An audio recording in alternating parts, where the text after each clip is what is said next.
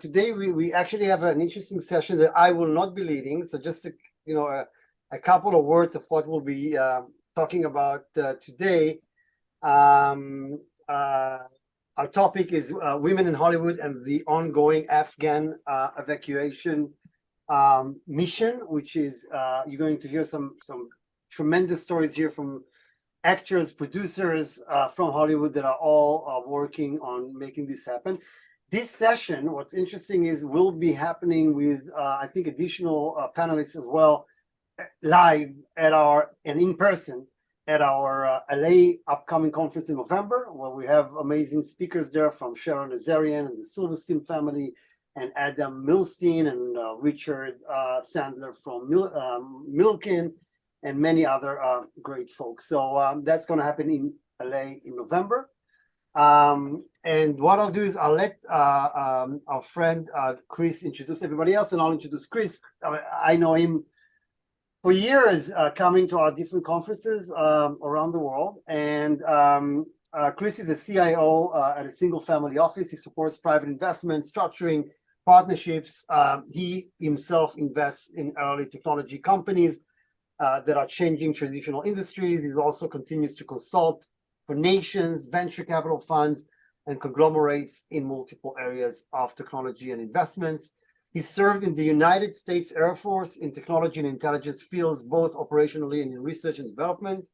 He worked at a US government think tank supporting the Undersecretary of Defense of Intelligence in a $20 billion per year investment vehicle, evaluating technology investments across multiple disciplines. He also founded his own companies in cybersecurity and technology consulting. If I'll keep on reading his bio, it's going to take about the next 25 minutes, so I'll do a summary. He's on the board operation Snow Leopard, which focuses on supporting the evacuation and ongoing support of Afghanistan refugees, which is what we're going to be talking about today. He's also on the advisory of veterans in media and entertainment, which supports military veterans in the film and entertainment industries. He's a volunteer with programs that support female entrepreneurs, such as Beyond the Billion, the Cartier Women's Initiative Awards, FYLI, Creating Responsible Innovative Business, and Women in Tech. Wow. I have 5 kids and I take them to stuff. That's it. So anyway, that's very impressive. Chris, I'll let you take it from here.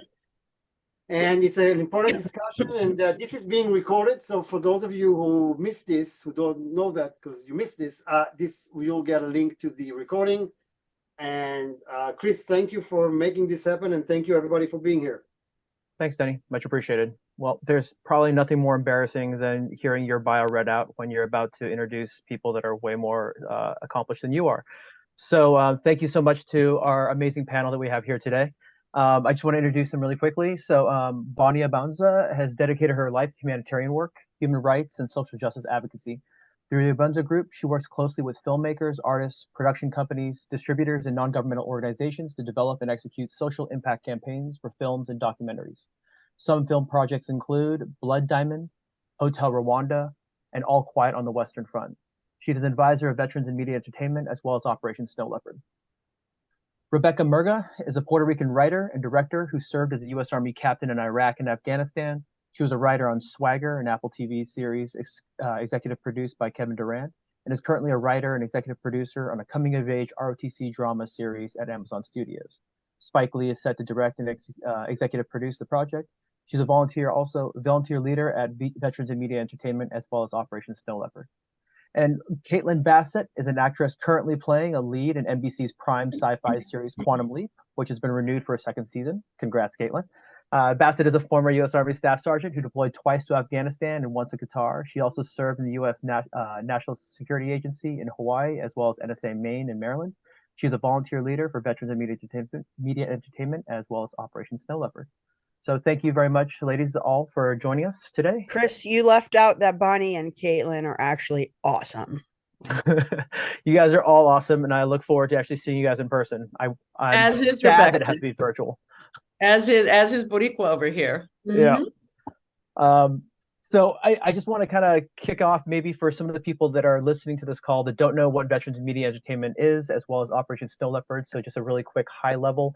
Veterans in Media Entertainment, we try to help veterans, U.S. military veterans, enter in and pursue careers in the media and entertainment industries. We'll be talking about some of those different stories today here for some of the people on this call, why people got involved and how VMEs both helped them and how they've helped VME.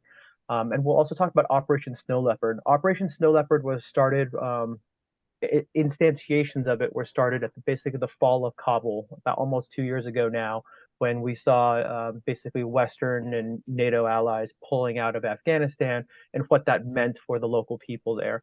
It's an organization to try to help basically get out high-risk Afghans out of the country. The target was 1,000 different high-risk Afghans, but we're currently at just over 1,800 plus, and we still have 700 plus on our list that we're trying to get out and evacuate.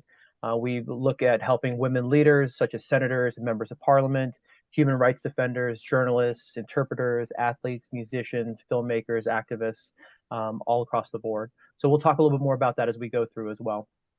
But if we can, I'd like to just kick off by starting to ask some questions to all these great panelists.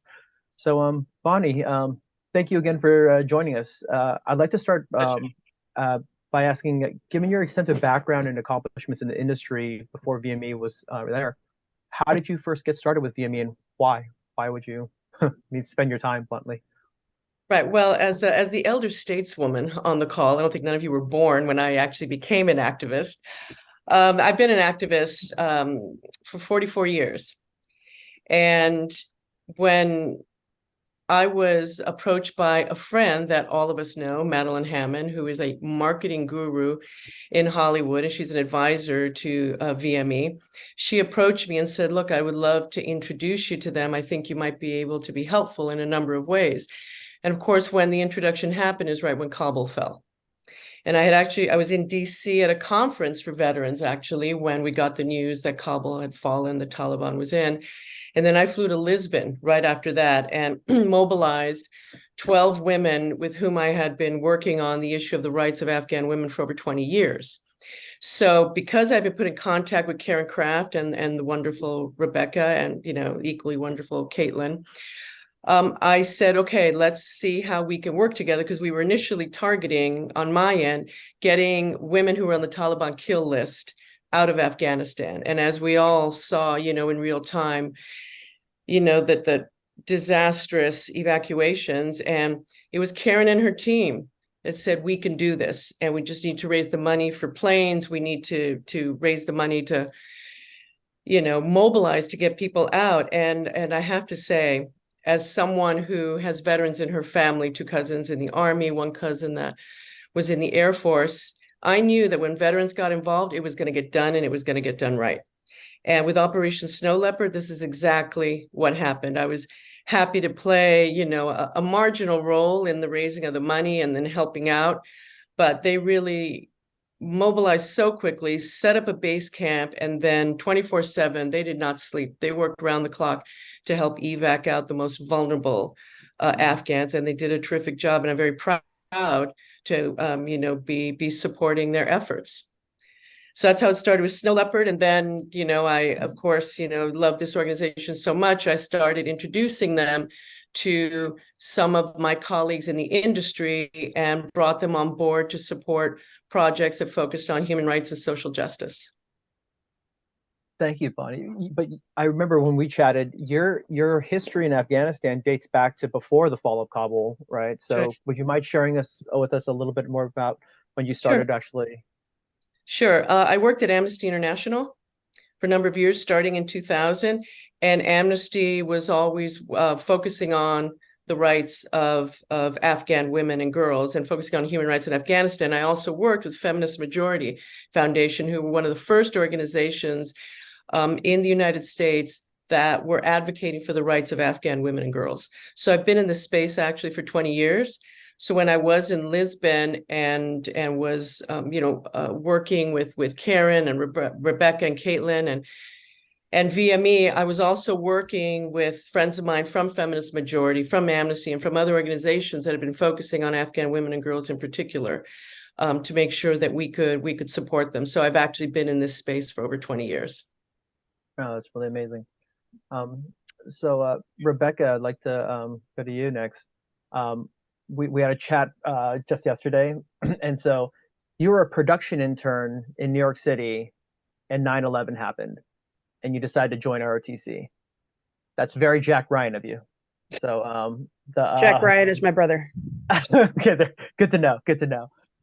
So maybe taking this in a different kind of light. Right now, you joined ROTC, but now you're working on an ROTC project that I just kind of mentioned briefly. Which is super cool. I'm an ROTC kid myself, so I love the concept. Could you mind just telling us a little bit about that? You don't mind? Yeah, sure. I mean, so I joined the military, shortly after 9/11, and always knew what the power of storytelling was, because when I was deployed to Afghanistan and was working with a lot of the women who were there, I'd come back to the States, and people were kind of just going about their lives. And it wasn't until I would show them some of the photographs that I had taken of women who were in villages, who had no access to water or healthcare, that we were teaching, that you started to see people kind of change and understand and empathize. And so that was kind of where I discovered like the power of storytelling. And so I came to Los Angeles shortly after my deployment, and really started studying the craft of writing and directing. And anyone who comes to Los Angeles realizes it's an incredibly lonely world. And it was really through Karen and this group of military veterans who are out here called VME that helped really shape me as a writer and a director. And so I started really looking at stories that I wanted to see on the screen. A lot of the stories were kind of the Jack Ryans, right? People making assumptions of what military veterans were. And I had deployed and served with immigrants, with trans kids, with queer kids. And I wanted to kind of see that represented. And so, I started writing a pilot with my writing partner, and had taken it around town for about 7 years. And, this is before I think a lot of the diverse programs and things were taking place. And so, sometime last year, we were introduced to Spike Lee, who's an incredible director and auteur. And really, he saw the value of wanting to tell stories of Black and brown people who had served in the military in a way that hadn't been done before. And so that's a project right now that's at Amazon, and that we're working on. That's really great. I actually want to come back to some of that in a second, but Sure. Maybe Caitlin, your transition into military also was kind of abrupt, for lack of better words, because you were 18 years old, right? And you just decided to join. Could you tell us about why? Why was that the reason for you? Sure. Yeah. I mean, my dad was in Vietnam. So the military has kind of always been part of like just the lexicon of my life. It was very real and tangible to me. My grandfather was in World War II. He was a pilot. So there was like a level of legacy to it, which I do think is fairly common with people who join the military. Family business. Yeah. A little family business there. Yeah. And I was 12 years old when 9/11 happened, and I remembered watching my dad break down, start crying. And I asked him why, and he said, because there's a lot of old Vietnam vets like me out there that wish they could do something about this, but we're too old. And I think that ultimately probably set the course of the next decade of my life. You never really know until it's happening, but when the time came, I was 18 years old. I was still a senior in high school, and I joined. So I spent the next 7 years there, going on all of the adventures that entails. A lot of it amazing, all of it very hard, learning constantly along the way. And then when I got out, I came to New York and now found my way into this wonderful new career path. When you did get out to New York, we chatted as well previously, right? You actually were going in law school at that time, right? So you made a hard right. Caitlin's an underachiever. She's an underachiever. That's right. That's right. So, I really like. Tell us about those swerves. Yeah, no, I took the very normal path of army, law school, actor. I think that's pretty well trodden. That's so basic. Yeah, everyone's doing it nowadays. It's super basic at this point. It's the Starbucks of getting into acting. I apologize if anybody from Starbucks is here. It's a very excellent company. No, yeah, I was going to law school. I was 2 years in. I wasn't loving it. I loved the material because it's incredibly active, right? Because law is history, law is politics, law is social justice, it's all of it you're learning in this one really interesting story, which is kind of, a crossover that a lot of people don't see, though a lot of lawyers do end up being writers because they are storytellers essentially. But I just realized it wasn't, what my heart really wanted. And I think, there's certain times in your life when you decide to take a risk. And I was still in a point to do that, luckily, because of, I was going to school in the GI Bill. I didn't have to take on a lot of debt. I was still single. I didn't have any kids. So, I really wanted to give it a try. And New York City is New York City, and it convinces you somehow that you can do things that are impossible. And so I switched over to a theater program, and ultimately kind of worked my way through. And it's actually how I found VME in the first place, because I was, as Rebecca mentioned about LA, it's true about New York too, though different. It can be very lonely. And when you're looking, at this new career, which is so visible, we can see it, but nobody knows how to get into it. There's no clear doorway to just walk through, like law school, where you just become a lawyer on the other side of that. All you got to do is pass the bar. And VME was this place where I could connect with people who had also done this weird left turn, or a couple left turns, or a left turn and a right turn. And I found some community there. And then I was able to try and help kind of stand up the New York branch. And through that, I was making connections and making friends and just learning how the business worked. And ultimately, and it ended up giving me my big shot, because I was trying to set up a veterans casting program where casting directors would kind of help veteran actors that were trying to break into the industry. And one of the casting directors I was working with was Blaine Johnson, who was the casting assistant for ABC New York, which I ended up going into the ABC showcase, which ultimately launched my career. So VME has been incredibly helpful for me, not so much because it gave me a job, but it gave me people to kind of figure it out with. And that's invaluable when you're trying to break into a world like this. I love how the concept of taking risks was leaving law school to go to acting, not the fact that you served in the military and, was in that. That's not a risk that we're really worried about. That's par for the course for this panel. That's great. Well, Can I just jump in on something, Chris? Yeah, please, Bonnie. Because Caitlin mentioned her dad, who was a Vietnam vet, and his feelings of wanting to help. I when it comes to Afghanistan specifically, I ran the campaigns on Afghan movies like Kite Runner, which was based on the Khaled Hosseini bestseller. I worked on the animated film Breadwinner, which Angelina Jolie executive produced. I worked on the documentaries 3 Songs for Benazir and In Her Hands, all about Afghanistan. And in those 4 campaigns, I can't tell you how many Vietnam vets reached out to me to say, I would like to help in some way, whether it's raising awareness or whether being involved in your impact campaigns with your calls to action.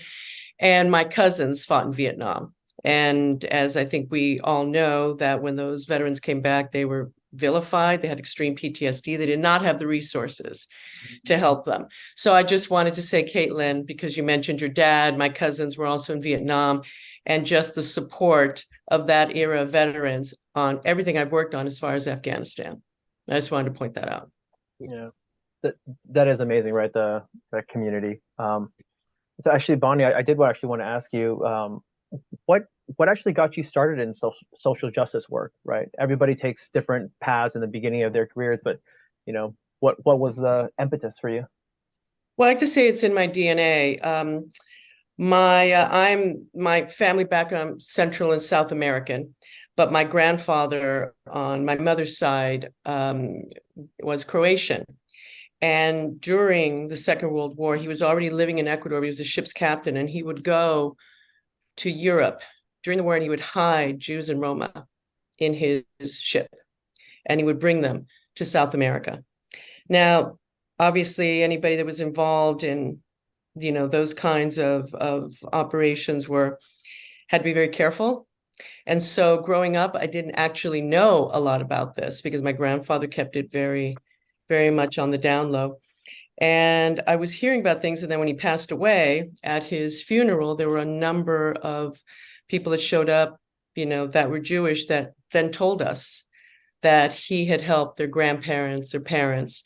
So, it's in the bloodline. And I became an activist at the age of 15, student leader in the anti-apartheid movement. I was involved in the sanctuary movement of people fleeing the wars in Central America. I was involved in the women's rights movement, the environmental movement very early on. So since 15, and I had always wanted to be a human rights lawyer and work for Amnesty International. And just the way life is, in a very circuitous route, I ended up going from 2 years. Did you do 2 years and then go? No, sorry. I was planning to go to law school. I was accepted to law school, but I couldn't afford law school. So I went to work and fell into a job in the entertainment industry, which I was only going to work in for a year or two while I tried to get grants and loans. And 15 years later, I had, was fully in the industry, and then left to work at Amnesty International, where I was offered the job to be the director of their artist relations program and launch their Artists for Amnesty program. So in a very circuitous route, I ended up in the organization I wanted to be with, not as a lawyer, but as their director of their artist program. And that's when we started launching impact campaigns and working very closely with the entertainment industry across the board on human rights and social justice films.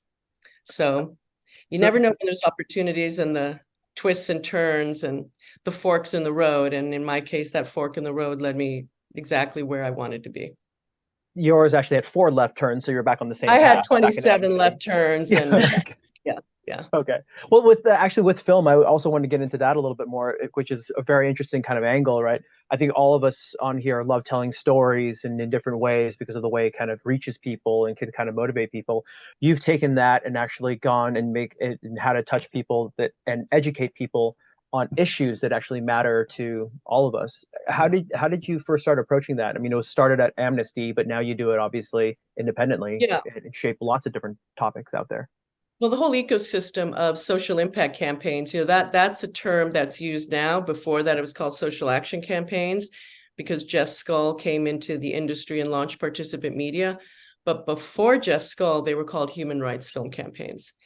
And what we recognized at Amnesty is that Hollywood was making these very powerful films.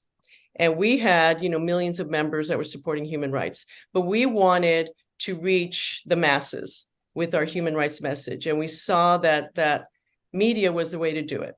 The feature films, the documentaries, the series. We knew that with the power of the entertainment industry, that we could educate the masses on these issues, Trojan horse the message with them. And then we as Amnesty developed campaigns in collaboration with the studios, the cable companies, the independent distributors, and now the streamers. And what we would do is we would say, okay, give us this film. We will not only promote it to a built-in audience for this film, but then we will work with our networks to get the word out and to provide the calls to action. So those people that saw these films that then wanted to take that step further of, oh, I'm really impacted by what I saw. What can I do to help the organizations, the grassroots organizations work on these issues? What can I do with my legislators? How can I donate? How can I become more engaged to actually move the needle on the issues raised in the film? And that was the success of what Amnesty did with these impact campaigns. And then, Jeff Skull launched Participant Media, and I was brought over there, and he launched a whole division on impact. So I was there a few years, then went to work with composer Hans Zimmer on his philanthropy and impact campaigns. Then I launched my own company in 2014 and consult for the UN and work on all these campaigns.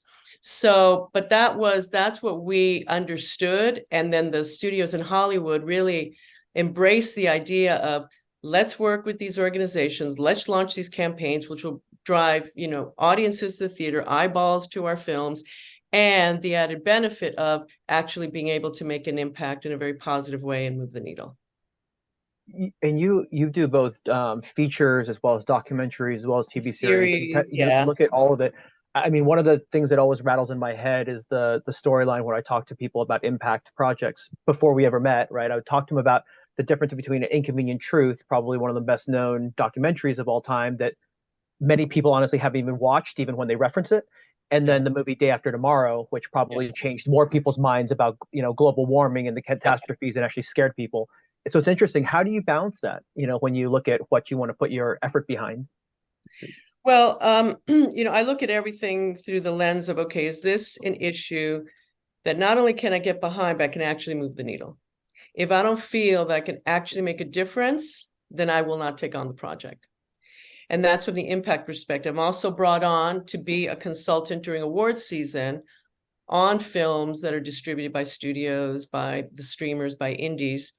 And that is for that period of time. And it's to bring in the kind of press, bring in the kind of organizations that can be part of panel discussions, that can write about the film from that social justice lens, which is just an additive. It's very complementary to what the marketing and publicity departments are doing. And so, for example, on All Quiet on the Western Front, which won the Oscar for Best International Film, I went to VME and I said, please come to the special screening. It was a phenomenal panel. Brian Williams was the moderator, and they were acknowledged in that, in that theater. And it was really important for Netflix to have veterans from, all of the different wars and crises to be there. And, Rebecca was there. She can speak to that experience. I think it was a very special one. And then VME supported the film. And we really wanted to get the message out that in this terrible, terrible war, we're still sending young people to war. And it had to elevate the conversation with what's happening in Ukraine, with what happened in Afghanistan, about war and peace and what we do to young people when we send them. Yeah. Well, it's changed everybody's life, I think, that I've served with, good, bad, indifferent. It's a matter of everybody's a little bit different from it, right? And, you're talking about people knowing these movies but never seeing them. I ran the campaign for Blood Diamond. And that is a movie and a campaign that's actually taught at universities now. And I'm always asked at conferences, to speak about it, because people now know what a conflict, what a blood diamond is. And conflict minerals in general. Yeah, well, that's now part of the lexicon, right? You got blood minerals, you got blood chocolate, you got blood gold, So all of that stemmed from that campaign. And, so the fact that college students who weren't even born, when that movie was released and that campaign was launched, are studying about it, I think is a testament to the legacy of impact campaigns. I think that's actually one that, in my opinion, the reason why features actually do carry so much, right? Because people remember those because of a lot of the rights and because of the way it makes us feel, right? And the memories for it. But yeah, thank you. Rebecca, I wanted to ask you, you did a 2-year tour in Iraq and then you just decided to volunteer for Afghanistan, right? Which maybe some of our audience might not understand why people just volunteer to go out to a war zone. And then you not only volunteered to go out into a war zone, you volunteered for a whole different type of environment, right? You volunteered for cultural support teams. Could you maybe let us know a little bit more about why you volunteered, if you're willing to, and then also maybe the concept of cultural support teams, just share what they are? Sure. So let me take you back a little bit. So around 2010, the UN came out with a very in-depth paper on the status and role of women in the world, and came to a lot of startling conclusions that I think most women are very aware existed, but it was kind of the military was kind of enlightened by this, which was that the status and role of women in a society is directly correlated with how that society does economically, the amount of suicide bombers that come out of that society, and how that society does with regard to violence and other things. And so the US military really took that paper and said, wait a minute, we're only reaching out to the men of Afghanistan. Because Navy SEALs, Special Forces, Marine Recon, all of these combat units are men, and traditionally and culturally, those men were not allowed to speak to any of the women in Afghanistan. So in 2011, there was a large push to get, and this is before the combat exclusion policy was lifted that allowed women to be attached to some of these infantry units. And so there was a group of about 28 women who were spread out around Afghanistan, who were attached 3 per team to SEAL teams, to Green Berets, and to Marine Recons. And so I was one of the reason I volunteered is because they didn't have the program was brand new. They didn't have women. And the mission was something that was really kind of near and dear to my heart after Iraq, which was reaching out to the women, providing them ways that those women could be able to manufacture and make things in their home so that they could sell it on the market, which would then increase their value, not only within the family, but within the community. And in that way, hoping to make Afghanistan stronger by helping the women achieve basic rights, the ability to read, the ability to have drinking water.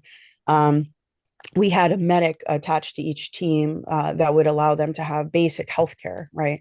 And so in doing so, we started to have very intimate conversations with women of Afghanistan in villages where there was no internet. They didn't understand what 9/11 was. They didn't understand what we were doing there. But it enlightened us as to like what some of the actual needs were that weren't being addressed because nobody was talking to these women. And so for me, it was something, when I came back, it was something that was just very, I wrote a couple of pieces for the New York Times and the Global Journal on war and conflict and who really pays the price, which is typically women and children. And so, it was a deployment that I always say changed me intrinsically. And I wanted to not only talk about what was taking place there, but I thought it was incredibly important that people understand the role of women in various countries and how they needed not only support, but just basic fundamental human rights. Oh, you're muted, Chris. I said something really clever, so I thought it was. I recording. knew it, and I was just like, in I want case you everyone guys here. missed that. Yeah. Well, one of the things was you were engaging with Afghanistan women, right? None of those women were paid by the U.S. government. None of those women were employed. The only reason I bring that up on this call specifically is for all of our audience to understand that one of the biggest challenges that Operation Snow Leopard has right now in bringing people over and getting people out of Afghanistan is the government recognizing that people actually contributed to the betterment of their society at the risk of their own lives. The women that you worked with, sometimes the people they would tell you about were terrorist actors, Taliban actors that were attacking locals, attacking Americans, and you actually received intel from that. Can you share a little bit more about the way that happened? Yeah. The reason that it was so, I think, important that we literally stopped what we were doing to like help some of these women, and I'm sorry, I get so emotional about this stuff, was because, when I was over there was a woman who, she was so amazing. I don't know if she's alive or she's dead, but this was a woman who spent her whole life trying to educate women. And because women couldn't freely walk around the country, her brother would like take her to these villages on a motorcycle, which is, if you've ever been on Afghanistan terrain, is like dusty and dirty and mountainous. And he would take her for hours to different villages so that she could just teach young girls how to read. And so when we were standing up Snow Leopard, it was those type of women that we're really trying to help, because a lot of them put their lives on the line to really help the rest of the women in Afghanistan. And when the Taliban took over, those women then went into hiding. And they might not have worn the uniform, but I could not have done my job as a soldier without those women being on the forefront and on the front line of that kind of fight for human rights in Afghanistan. So thank you. I'm sorry, I get emotional, people. No, My bad. No, absolutely. And the concept of that is just something that I think our society, I really wish our politicians would really understand, right? I understand when politics have to make certain rules out there and whatever else, and they set certain lines. But I think a lot of those people that set those lines have never been out there. They've never been out in Afghanistan, bluntly, right? And the concept of just because you didn't take a paycheck from the United States government doesn't mean you didn't risk your life for your society and for actually American soldiers, right? There was lots of times that the intel shared, right, actually saved American soldiers' lives as well. So the concept that these people aren't people that we should be helping, right, bluntly, it's actually the reason why Operation Snow Leopard exists, right? It's the reason we want to be able to help some of these people that have helped so many of themselves as well as us. And maybe it just, not to take you back to that really emotional time, sorry, but okay. but the one thing I was also kind of curious about is, I think a lot of people also don't understand, and I'd love for you to share about what was it like when you were away from all the men, right, in those villages, when you were with an Afghan woman away from those men. Could they talk more freely? Did they share differently? How did that kind of unfold? Yeah, there was a totally different side to like women in Afghanistan once the men were gone. And that was something that we were able to like, I always tell the story. We taught beekeeping in Afghanistan, because beekeeping is a way where women can stay in the home, they can sell their honey on the market and be able to bring in money, specifically for widows, and for people who didn't have husbands, right? Because you're not allowed to kind of walk around freely. And so we're teaching a class. It was all women. There was like two men, Afghan men, kind of outside of the building, but listening. And the woman who was teaching, if you don't know anything about bees, there are three types of bees, right? There are the worker bees, which literally work themselves to death, which are all women, right? They're all female. There are the queen bee, right, who runs everything. And then there are the male bees, and the male bee's only job is to impregnate the queen bee, and that bee will die right after. And as soon as they explained that, all the women got up and started clapping, and the men were like, wait a minute, what is happening here? But there was something so special about like watching them kind of let their hair down, watching them when they were able to kind of take off their scarves and really talk to us about what their children were going through. And it was so important because a lot of times like the military would come in and they would offer solutions. One solution was they built a well in the middle of this village because they wanted drinking water to be closer. And that well was destroyed twice.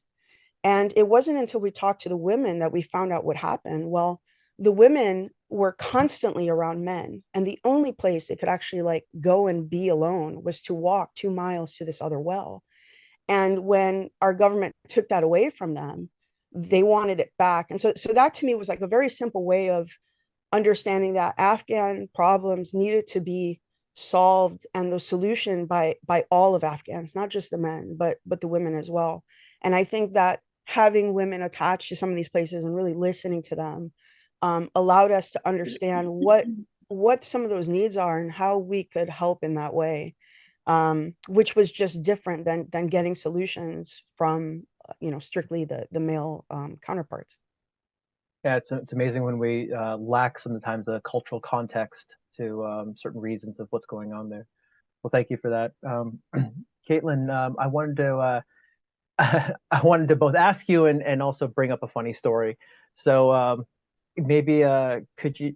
I'd heard from Karen. So for everybody that doesn't know, Karen Kraft is our fearless leader in OSL and VME. She's wonderful, and you guys will see her in person in November. I love how Caitlin has put up a guard right now. She was Yeah, like, oh god. Yeah, like, what's the story? Her face was What's like, the story? So I heard at least that you were at VME, you were up in New York at the time when the news of Kabul started falling, right? And you called Karen that day and you asked her, I think it was like a Thursday morning, you called her and you said, what can I do? And she said, we need all hands on deck down here in North Carolina. You're in New York.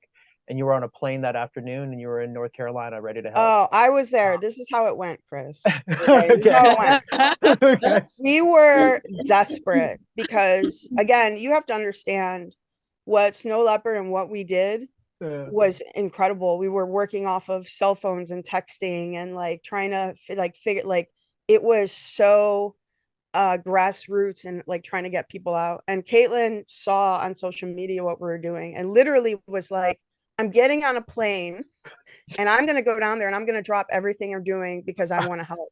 And I didn't, I knew Caitlin, like maybe we had like a couple conversations and I was like, oh, okay. I said, Karen, there is this wonderful woman named Caitlin who I guess is driving down, and she stayed there for I don't even know how many months. But Caitlin, I'm sorry, I just have to give you your props.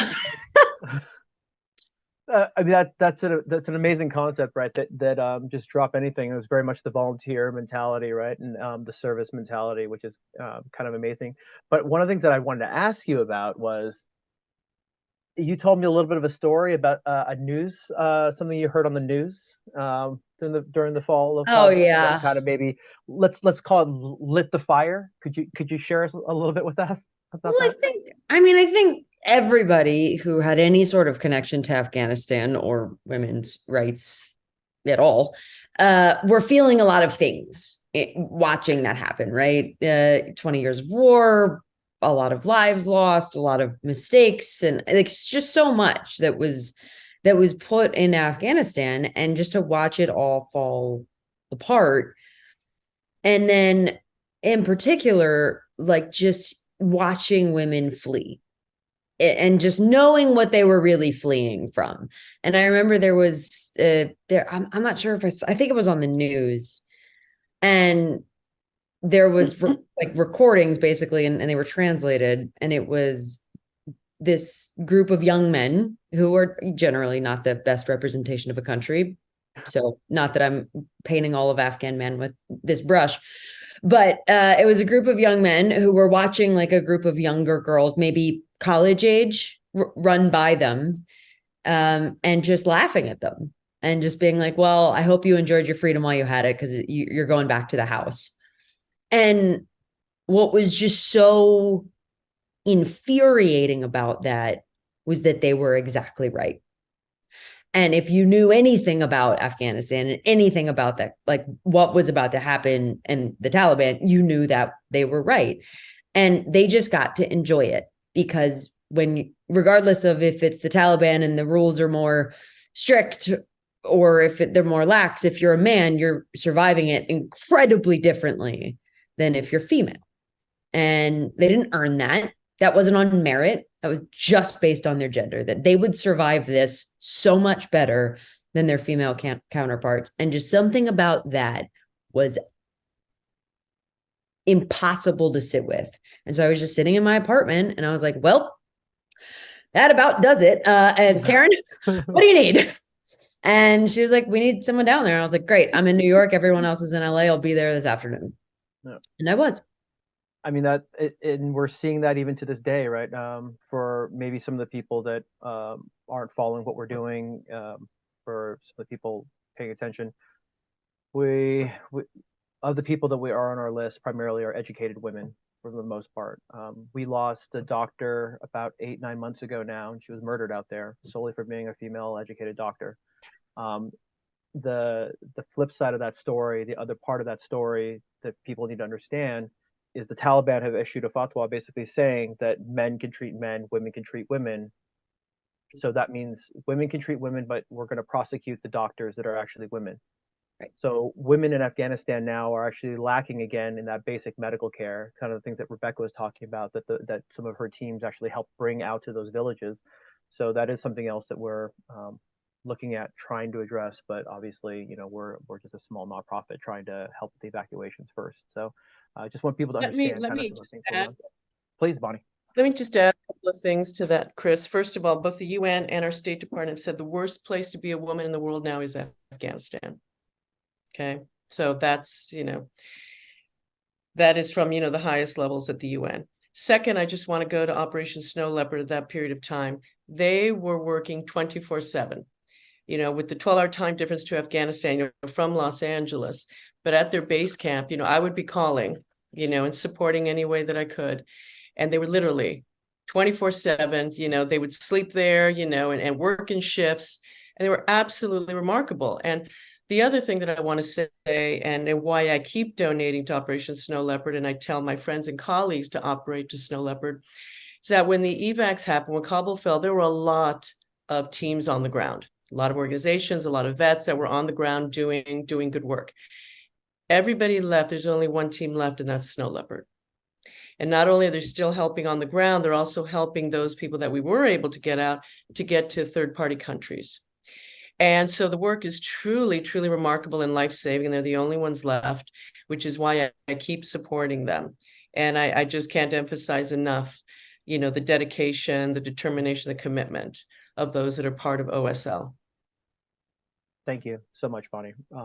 Maybe, and from our sponsors, some of the things that we try to do, just to plug into that, is we raise money every month. We're raising money to help with people for lodging. Lodging is safe houses in Afghanistan, safe houses in Pakistan. Very bluntly, the safe houses in Afghanistan, they're not all that safe. That's why we have to keep moving people. That adds to the cost of things. There's food, there's medical needs, delivery of babies to colds. I mean, the full gamut of medical sides. Documentation assistance when we are helping people move across countries. Sometimes there's passports, there's visa costs associated with that. There's about 200 different Afghans just in Islamabad alone that we're actually helping to support right now. And we also care for quite a few different Afghans that are still in country, and that obviously is very complex. So just want to kind of share a little bit about that. I see a message on the chat from Sarah on kind of the question of how can we support Operation Snow Leopard. Sarah, I'll get to that a little bit at the end. There'll definitely be a call for action, and we would very much love all of you as support. We have well, I'll share a little bit more at the end. But maybe just to get back to some of the questions, Bonnie, I wanted to ask you, you know, you've seen so many different challenges facing society at large, right? And you chose to take on different projects here and there to support that. But how can you stay an optimist even when you see so many of these challenges that face us? Yeah, you know, I get that question a lot. And I suppose, you know, with most activists, hope springs eternal, that we can keep making that difference. But, you know, I grew up at a time where, you know, my heroes, my sheroes, you know, were people like Archbishop Desmond Tutu, you know, or people like Dolores Huerta, you know, people who have dedicated their lives to making the world a better place, selflessly dedicated their lives. And so these are, you know, my kinds of heroes and sheroes that I wanted to model myself after. And every time I do, and look, it gets really tough because you know, when I interview victims of genocidal rape, when I interview children who were former child soldiers, I mean, you never forget those faces, you never forget those stories. And I do get down, and I only sleep, you know, 4 hours a night. But when I do get into that really dark place, which I think we all get to, especially as activists, because we keep trying and trying, and for every, you know, life we save, you know, we see people die, you know, and we try to, you know, what we can, you know, to address torture, and then we see so much of it happening. So for me, I always lean into an actual quote from the Talmud. It says, "Do not be daunted by the enormity of the world's grief. Do justly now, love mercy now, walk humbly now. You are not obligated to complete the work, but neither are you free to abandon it." And I always lean into that when I'm feeling, okay, you know, I'm old, I'm going to give up. It's time for somebody else, you know, to step in, a whole new generation to step in. But, you know, in the end, the true activist never stops. And for me personally, when I get into those dark places, you know, I think about that quote, and I think about all my courageous colleagues who are living, you know, in places where they are dealing with human rights violations every day. They're putting their lives on the line. And I think, well, you know, if they can keep going, I can keep going. Thank you so much, Bonnie, for sharing that. Could I trouble you to share one more thing? Could you share a little bit more about that hope aspect and tell us a little bit more about your current project you're working with, about Sister Maria Rosa Leopard? Right. I know Rebecca knows this story. That's an amazing story of hope. Yeah, I was brought onto a documentary called With This Light, Con Esta Luz, about a Honduran nun who actually died during COVID at the age of 93, but she was an orphan in Honduras, and she dedicated the entirety of her life to helping children, the most marginalized. And she saved over 87,000 abandoned children and children at risk. And she did so much to uplift communities in Honduras, from starting medical brigades to building schools for girls, to setting up community kitchens, to these entrepreneurial projects that would employ the poorest in Honduras.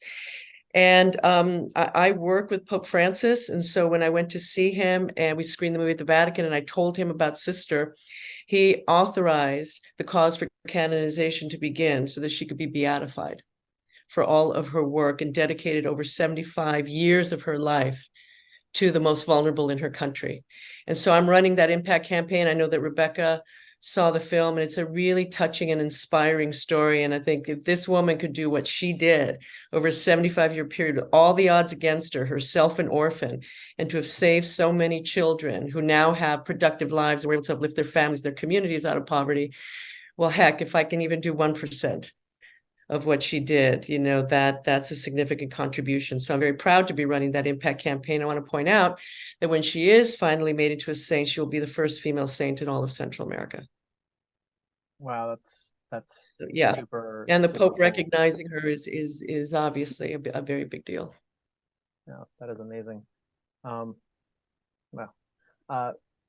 Rebecca, some of the women that you that when you were helping them in Afghanistan, I guess with the current situation out there, how do some of those women do they go back into, for lack of better words, even more hiding? Some of the ones that have chosen to stay in the country, do you know how that progress works with some of those women? I think it's if I can just go back to like the last thing Bonnie said, which was I think what's so special about that particular project, all of us on this call have run through that intersection of like advocacy and storytelling, and I think that's probably one of the best examples of like why those two things go hand in hand. Because I would hear a lot of like, well, VME, you guys are actors and writers and directors, like what are you doing like helping Afghans? And I was like, there is a reason why we became storytellers, because that medium is so powerful. And I think Bonnie's example of like this documentary really shaping and changing how we look at this one particular person is incredibly important. To your question of I think Afghanistan is divided. I can't speak to like every woman that's out there, but there's educated women, and there's women who live out in villages that feel, when I lived out there anyways, feel like it's back in the 1500s. There's just no running water and there's no internet, and like those are very different. What expectations are and what possibility is very different depending on like how you were educated and where your family ties are. And there's so much. I get this question a lot from people who don't understand why did people stay. And it's like, when you're Afghan and you've grown up there and you've been educated there and like your family is there and your ties are there, like imagine just we kind of saw this a little bit in the pandemic when people were like, oh, we don't know what's going to happen next, but maybe this might happen, or and then you got kind of stuck and tied down to wherever city you were in. Imagine someone saying, you're going to have to leave in 2 weeks or else you're going to be stuck there and they might try to target you. It's in some cases very hard to believe, especially for like newer Afghan women who didn't know what life was during the Taliban. Older women knew what was coming. And that was the interesting thing, is you had older judges who were in hiding, who knew exactly what was going to happen, who knew the MO of what the Taliban said, which is like lies, lies, lies, but this is what they do. And so I really think that question depends on like the education of the woman, how much ties they had, if they were able to come out. It was kind of tragic too, because we were just putting people on planes. So you have families that were, some landed in Africa and some landed in Canada. And like, and you saw this through a lot of wars over the years. When you look at Saigon falling, when you look at other places, people ended up refugees in different places and didn't see their families again for decades later. And so I think those are the very real things that we deal with on a daily basis. But, you know, when Karen talks about the manifest of 1,000 people on the manifest, each one of them has a story, and each one of them has families and a history and hopes and dreams. And so, you know, I think what Snow Leopard does, you know, with their Afghan Digest and trying to like get information out, in trying to like make sure people are clothed, make sure they have everything, is realizing that those aren't just numbers on a list. Those are actual people, and those are actual human beings, and just trying to make sure that they're cared for. It is really amazing. You know, one of the things you brought up there, not to make light of the women that experience that, but you mentioned especially the older women kind of knew what was coming almost when the Taliban was kind of coming back to power. I mean, not a question for anybody, but maybe a rhetorical thing, but I'm wondering how much of that affected global politics from that perspective too, right? Some of the politicians out there, some of the advisors to our own leadership in this country saying it shouldn't be that bad. They've said they'll keep their word, right? I know when we were at the very beginning, right, when Operation Snow Leopard was Fly Away and a few other organizations that I was a part of, the idea of the fact that the State Department would give the Taliban our list of people that we were trying to evacuate because they said, no, they'll let them through the checkpoints. And there was this open belief that they could trust the Taliban, whereas any of us who had dealt with them were like, are you crazy? It was just kind of an interesting concept. Yeah. I'll go ahead, Caitlin. Yeah. Just to like, conceptualize too, for people who might not know much about how things operate there, like how difficult it is when we were pulling people out. Like, please trust and believe the Taliban had a vested interest in women not leaving the country for a few distinct reasons. One, if you believe yourself to be entitled to ownership of a person, place, or thing, then they don't get to just leave when they want to. That's just how psychology works. Second of all, they don't want, especially the educated women who are going to speak well about this, getting out and talking about it. They don't want that. They have a vested interest in that not happening. And third, and this is the even most brutal part, is that they want to make examples, just like that doctor that was killed. They want examples of, if you behave like this as a woman, they want younger women to see that. If you behave like this, if you believe this is what your place is, this is the consequences that you are going to face from that. So for the next generation of women, they're ripping away their possibilities. That's the word. The word is vision and possibilities.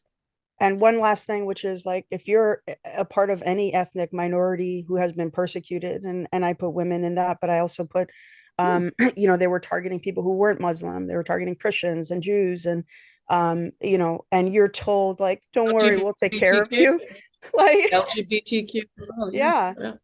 You know, that it's if you've ever been a part of a minority who's been treated poorly because of the color of your skin or because of your gender, and the majority says, don't worry, we got you, we'll take care of you. I think you can kind of assess for yourself, like, how much do you believe those folks who have had a history of persecution? So completely randomly, I bought a car for my mom here about a year ago. After she was in an accident, she's fine. And the guy that sold her the car is Afghan American, and he's like, "Oh, you're working with Afghanistan? Can you get my aunt out? She's lesbian and she's being persecuted by the Taliban right now." And he was like, the fear on his face was, you know, palatable, right? So it's amazing the persecution is going, and the people that are stuck around the world, but their loved ones they can't help. So it is really interesting. Well, I do want to kind of wrap certain things up on a lighter note. So, Caitlin, you were selected out of 20,000 applicants to join the Disney Discover's Talent Showcase, right? And then you made it onto Quantum Leap, and you play Addison Allison Augustine. I love the alliteration. Very, you know. It's just Addison. I don't know where Allison came from. Addison. Oh, really? I saw that. I saw that on NBC's website. They need to fix that. We're not that Stanley. Well, because I was like, this reminded me like the Peter Parker sort of thing. It's Very Stanley. Stanley. Right? Yeah. When they told me the last name of that character, I was like, very Stanley. Yeah. Okay. So you play an ex-Army intelligence officer who now works with Project Quantum Leap and the reboot for an iconic TV show, right? Yeah. How do you possibly get into character to play an ex-Army intel person? And it's super hard.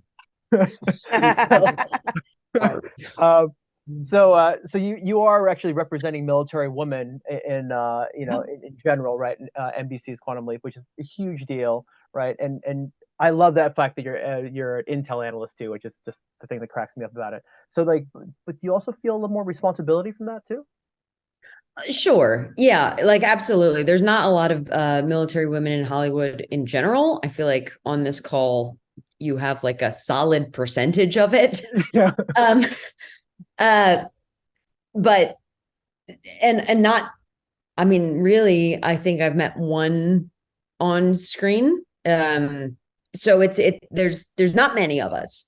So yeah, to a certain extent, I absolutely feel some pressure, but I also feel the privilege of, you know, being able to be a full realized human being and show what that looks like, and show, because anytime people think of veteran, they just tend not to put a woman's face on it. They tend to put a man's face on it. They tend to put him in a specific color, to Rebecca's point earlier, a specific age group, a specific socioeconomic class. And so I think anytime you can just put a real human being in front of people, and then they have to just be like, oh, yeah, I guess that's the thing too. I think that's always a positive. So yeah, there is some pressure with it, but I also feel incredibly lucky that I get to do it, and that the showrunners and the network allowed me to do it, and decided to cast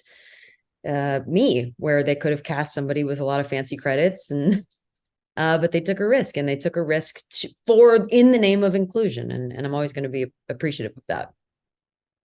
Thank you so much for that. So I do want to wrap up now, and I want to thank all of you guys so much for your time. Really, really appreciate it. But I also want to kind of leave with a call of action. Somebody, Sarah, Diana, she asked about how she can support Operation Snow Leopard. I typed it back in the chat for anybody that would like to look at the chat. But just to share, the panelists here represent advisors and members and volunteers on 2 different organizations. One is VME, Veterans in Media Entertainment. Our website is vmeconnected.org. I put it in the chat there. Another organization is Operation Snow Leopard. This is the organization that focuses primarily in Afghanistan, trying to help evac at-risk Afghans, especially women and children. And that website is operationsnowleopard.org. In addition to that, we run a daily intelligence report brought in from open source intelligence and different sources across all of Afghanistan and the region to kind of share not only with some of the people that we're helping out in Afghanistan understand where there's risks and dangers, but also internationally for all of us to understand what's going on in country and region. And that's the afghandigest.substack.com. And that's run by Jason Hatch. He's also a former military member as well as diplomat. So those are kind of 3 different sites that you can go to learn more about some of the different causes you heard about here today. And the last kind of big pledge is we have a very generous donor that is willing to match dollar for dollar up to $100,000 in donations, pledges made today towards the cause. Just pledges. Money doesn't have to come in today, but if you are feeling so inclined, please feel free to reach out to me. I put my email in there. I'm happy to connect you with Karen Kraft and the rest of our team to basically take those pledges in. But it's a very, very generous to that 1-for-1 match up to $100,000, supporting the evacuations of these people that we're trying to help. Yeah, we will hopefully see most of you guys in LA November 2nd at the DC Finances in-person event. And we would love to keep talking with you. So if you'd like to learn more about VME. And I just want to say, Chris, Please, as a donor to both VME and Snow Leopard, I just want to thank everybody that is considering donating, because it's remarkable work they do, and we need to support our vets and opportunities in the industry for those vets and the life-saving work that Operation Snow Leopard is doing. And Rebecca, I don't know if you saw the pin that you gave me at the screening of All Quiet on the Western Front. It says VME. So proudly wearing that, and thank you for inviting me to be part of this conversation. And I love these women. I just want to say, like, it really is an honor to to look at women who have not only served their country and served in a way that really changes people's lives and perceptions by working in the film industry. So thank you guys so much. It was fun to be on a panel with you. Thanks, Chris. Thank you so much, ladies, for having us. Thank you for being here, Chris. Thank you for coming up with this idea. It's your idea. Thank you, and I hope we'll keep on spreading the word. This will be on YouTube tomorrow, and everybody's going to get your contact information tomorrow. We'll send an email with everything, and we'll see you all in LA in November. And thank you all for being here. Denny, if yeah. I could trouble you, if you could send that the contact information out today, just because that donor for some reason is willing to match those donations up to today, the pledges. So okay. So if you could, that'd be very, very helpful for anybody that's interested. Please email We me. love you, Denny. We'll connect it. Now, thank you very much, and for everybody who's here, just so you know, we're taking a break with the summer coming, and everybody going away. But in September, we're starting with our Chicago conference. Then after that, we have New York and Calgary and Montreal, and where the Disney family will be speaking in New York. And then we got LA in November, and of course we finished the year, as you all know, during our Basel in Miami early December. So it's going to be fun. So thank you all for being here, and we'll see you all in person soon. Thank you. Thank you for doing what you do. It's great that we have people like you there. Thank you so much, everybody. Goodbye. Thanks. Bye.